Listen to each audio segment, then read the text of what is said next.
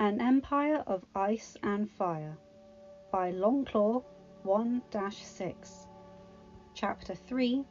Sparring. Sweat poured down Sir Barristan Selmy's brow, soaking him beneath his armour.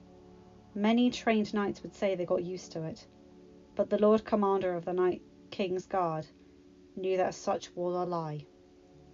Sweltering in the unseasonable heat for the Crown lands was never something he gotten used to. Hells, at least it's better than home. Harvest Hall was in the Stormlands, likely the hottest and muggiest of the Seven Kingdoms. Lord Commander, do you have any water in your skin?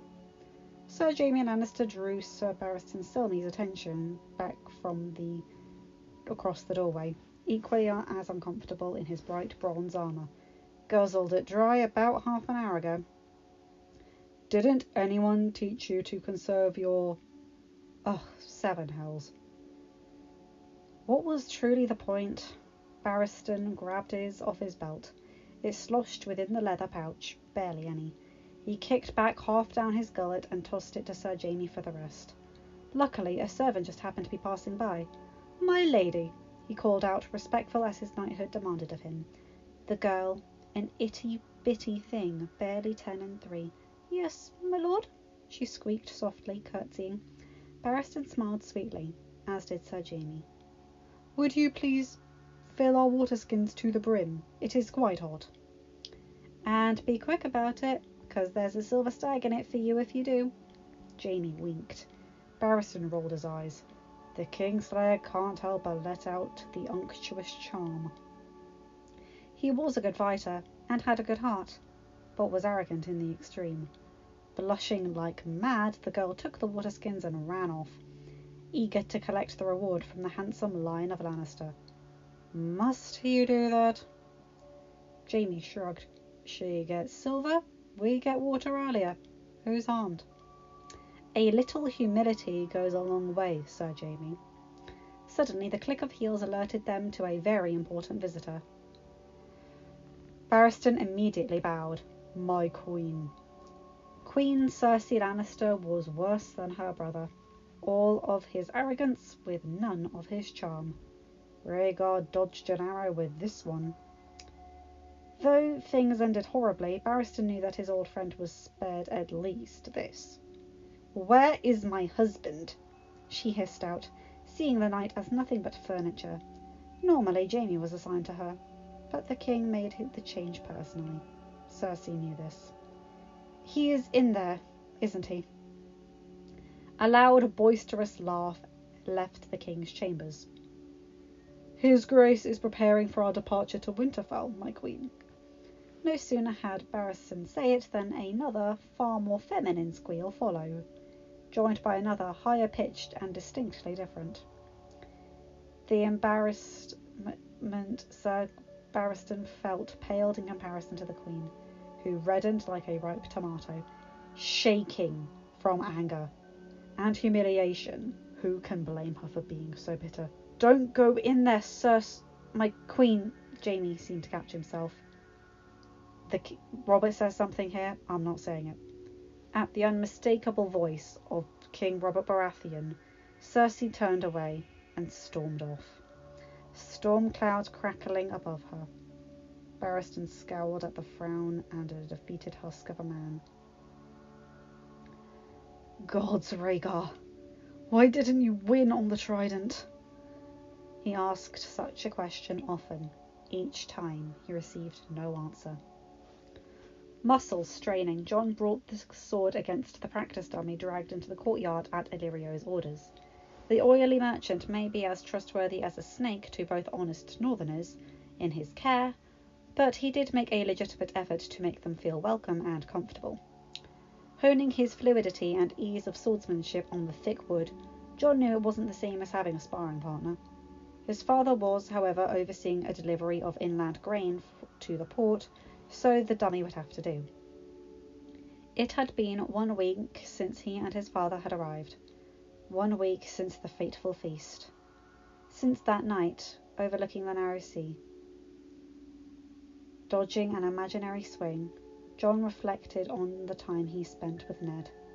the longest continuous length of time he had ever had with his father in his entire life.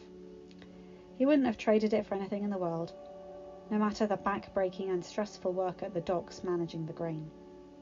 When Ned Stark wanted something done right, he did it himself, and expected Jon to join in. Much to Jon's pleasure, he hadn't seen hide or hair of Viserys Targaryen since that night, earning belly laughs from his fellow Northerners in dubbing him the Mad Prince. He could envision the prince in the Mad King's shoes, burning his family alive. Jon's hacks at the dummy grew more and more frenzied, anger lashing out. "I don't think it would harm you." Stopping mid-hack, Jon drew back his sword and turned to meet the soft voice. No longer did all the Targaryens elicit his loathing.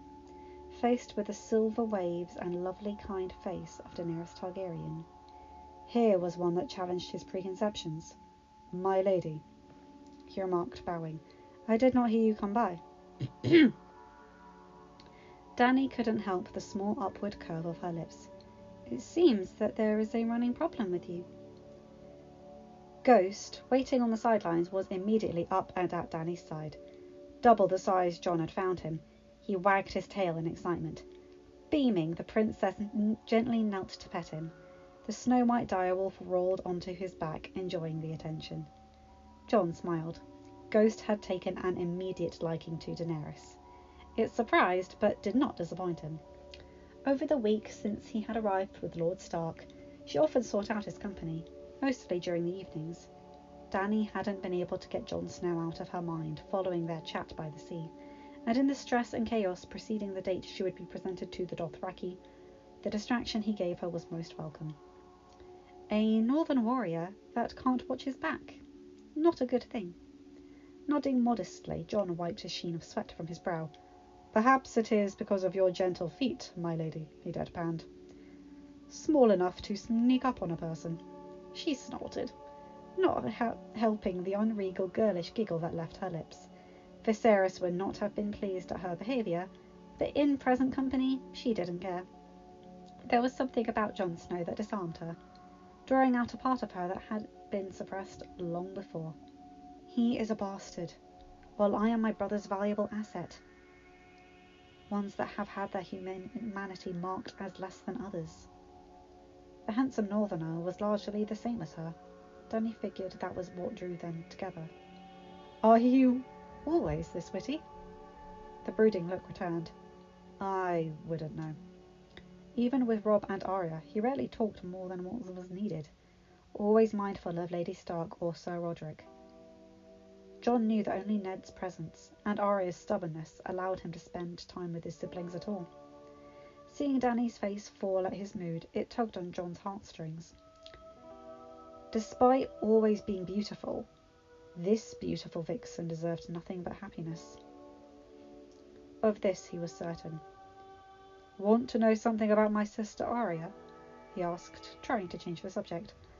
Eyes immediately perked up, sparkling. Yes! Jon had mentioned his siblings in passing over their past conversations, and while he loved them all, it was Arya he clearly loved the most. "She is the wildest of all of us," he recalled fondly. "Stubborn to a fault, which my father says she gets from my Aunt Lyanna." The one my brother dishonoured, Dany thought. Instead of voicing it, she let him continue, loving the sound of his voice. The day before his father informed him of their impending trip to come to mind, Jon grinned. "She is a natural at archery, and swordsmanship for her age. It drives Bran up the wall. Arya likes showing off that she's better than him, and he finds it humiliating that a girl can beat him." The grin had evolved into pure-blown laughter at this point. Dany loved his laugh. Coming from how dour he usually was, the carefree sound made her smile. "And your father and Lady Stark allow her to do so? Viserys wouldn't dare let me learn the combat arts." A dark fire crossed across Jon's eyes for a moment at the mention of the Mad Prince, but he extinguished it by focusing in on Arya. "Lady Stark would rather she be a lady in training like Sansa, but they let her be most of the time. I think my father feels like it's like being with his long-dead sister once again. Though his fond memories, what Daenerys said about her brother came back to his mind. I could teach you a few things. Eyes widening, Dany wondered if she had heard him correctly. What? For some reason, he found her confusion amusing. It was cute. I always encouraged Arya to learn these things. Though she could only benefit from being more feminine, I was planning on making her a sword of her own when we get back to Winterfell. He placed a hand over hers. Learning a few basic skills wouldn't hurt, especially for someone soon to join the Dothraki. From the stories he heard, their women were tough. Mouth opening and closing several times without a sound, Dany was finally able to answer when a snide call made her heart sink. Sweet sister, Viserys sneered sarcastically, striding up to the both of them in full Targaryen regalia. I thought I told you to wait for me in my rooms to discuss your future with the barbarian chief. He laughed. Imagine what future generations speak of my reign. They'll realize the beginning to be this. How boring, wouldn't you say? Not waiting for her to finish, his grin turned into a scowl upon seeing Jon. What are you doing here, bastard? Are you harassing my sister? Jon's eyes narrowed. It is not I that is harassing her now, he thought, based on her demeanour. He willed himself calm, however, merely practising my swordsmanship. The statement seemed to amuse Viserys to no end. He cackled, hand on his gut. At Jon's raised eyebrow he sneered. Oh, the Northmen, the worst swordsmen in the 7 kingdoms. Sir Arthur Dayne would say differently. The bastard of Winterfell deadpanned. Viserys snorted. Even if your father beat the sword of the morning, the common blood inside you beat out all of his. A gleam entered his murky violet eyes. Tell you what, bastard.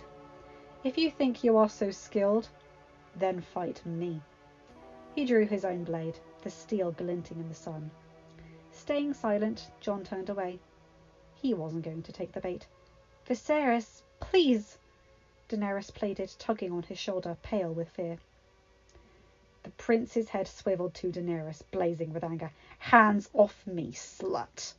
Do not wake the dragon. Both were soon preoccupied again as Jon drew his sword, levelling it at Viserys. He could take insults directed at his person, but he would be damned if Daenerys was abused on his watch. Her fear, her cowering in front of this pathetic worm, ignited a fire deep inside him, one that never once bubbled to the surface in his life. If you wish for a match, then so be it. Gleaming in a smug triumph in comparison to Dany's horror, Viserys pulled away from her, and the two began circling, swords drawn and sizing each other up. Scared, bastard? No. Ignoring him, Jon spent his time shooting Daenerys a calming look, as if to say, I'll be fine. Her horror changed into more of a concerned fear, but he was glad she was no longer about to scream or pass out. The prince's taunting did not bother him. Used to far worse from Lady Stark. The opposite, actually. I could use a sparring partner. Jon's lips curled into a ghost of a smirk. Even if it is the Mad Prince. Upon hearing the name Jon had coined for him, a vein throbbed on Viserys' reddening head. You will pay for that. And with that, he lunged forward with a poor excuse for a battle cry, likely meant to be frightening, but coming off as cringeworthy. Steel glinted as it moved to slice at Jon, only for Jon to easily sidestep it. He had expected the attack and was ready. Gripping the hilt tightly with one hand, metal clanging as two frenzied parries were battered away with minimal effort. Is this the best that you can do, Your Grace? Jon teased, enjoying Viserys' rage. Sir Roderick may have shared Lady Stark's opinion of him, but he was as thorough with teaching him as he was with Robb. In this case, the importance of psychological warfare. As expected, it only angered the prince even more. Enough games! Raising his sword high above him, the seal slightly discoloured with rust. Obviously he hadn't taken care of his blade as a true swordsman would. He brought it down with all his might. Dany felt her entire body tremble. She wanted to move, to cry, to do something, but her feet and legs failed her, her voice barely a rasping whisper. Viserys had sparred in her recent presence before, usually against training servants that he always beat. The powerful downward slice made her mouth gasp in a silent scream, so worried her northern companion was a goner. When the blades clashed once again, the vice gripping her heart eased, watching Jon fluidly bat and parry her brother's attacks. His movements, graceful and skilled, only for the suppressed scream to leap from her throat, not catching the uneven stone paving. Jon's agile footwork to avoid stumbling cost him time to react to the slash by Viserys. The prince's blade tasted blood, slicing through Jon's tunic and leaving a shallow gash on his side. His dark smirk of triumph contrasted with the near tears in Dany's. She couldn't stand to see him hurt. In such a small time he had become one of the only people she could trust. Her friend. Her confidant. Give up, bastard. Blacking out the pain, Jon gripped his sword in both hands. I could do this all day. He feinted to the right, sparing a moment's satisfaction at the prince taking the bait. 2 swipes and a lunge of his sword later, and the rusted blade scattered onto the stone. A kick to the gut sent Viserys to the ground, scraping his arm and bruising his elbow. Instinct and familiarity, as much as she would have rather seen Jon first, as ghosted, running to his master's side, brought Dany to her brother's side. Do you need help, brother? She asked, grabbing his hand. A primal screech left Viserys' throat. Don't you touch me! Pride taking a huge beating, the princess knew he was used to every facet of his self-control not to lash out physically at her. Apparently Jon's threat of slicing off at his arm had worked to an extent. He wouldn't dare attack her in the Northman's presence. He stormed off towards Illyrio's house, cursing up a storm. Jon! Dany raced over to him, free now too that her brother was gone. All she could see was the red mark across his chest, oozing a small trickle of blood. Her hands were on it. Oh, gods! Wincing from the sting, the gentle touch of the Targaryen princess ghosting over his skin nevertheless felt wonderful. A calming warmth radiated from the pale digits, soothing much of the pain. It's fine, Dany. It's just a scratch. Inspecting it carefully, once she was confident that it wasn't serious, Daenerys' mind finally realised what he had said. Dany? Jon looked away sheepishly. Sorry, it just slipped out. No. She couldn't help the blush spreading along her cheeks. It's fine. I like it. Dany really did. The nickname felt so sweet, so right coming from him. His statement from earlier came to mind. Perhaps I should take you up on your offer earlier. She tugged on his arm. Let's get you inside and get it cleaned. Are you sure that it's fine? Positive. Jon smiled, letting her know that it was nothing. Robb did far worse to me during our spars. Though, in fairness, those were fair matches. Now I know what Sir Roderick must have felt like when he was teaching us to spar. Dany couldn't help let out control the laugh that tumbled from her. Leave it to Jon Snow to make her laugh after such a day. Ned, is that you? Yes, Leah. It's me. I'm here.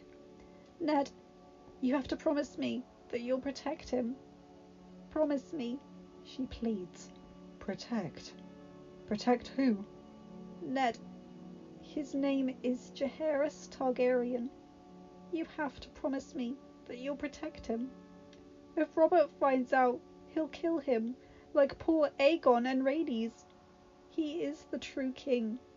Please, protect him and his family. I will, Leah. I will. Promise me, Ned. Promise me. A flick of the quill pen finished off his signature. Ned Stark indented a small drop to punctuate the message. He blinked, head pounding from the dream that affected him. The same dream that generally haunted his sleep. Of her. Of Lyanna. His sister. Promise me, Ned. Promise me. Broken promises. The most precious boy in the Seven Kingdoms left to rot as a bastard. His family abandoned to the streets of Essos. It was no wonder Viserys became bitter and angry. But the princess... Gods, the connection was there from the moment they saw each other. Years of peace and lethargy caused him to lose sight of what mattered. But seeing the Targaryen princess with Jon rejuvenated him, ignited in Ned Stark an urge to act against the man that was his friend and his king. It terrified the man of honor, to say the least. Robert. Why did it have to come to this?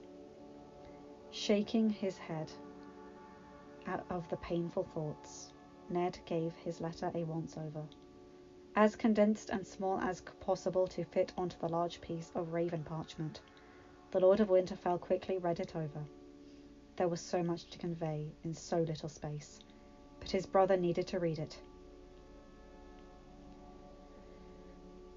Being the only person he could completely and utterly trust. Dearest brother, the gods have nearly created our nightmare. I am in Essos with Jon, for what is not important. But while here, I have ran into the Targaryen orphans. The boy is worse than his father.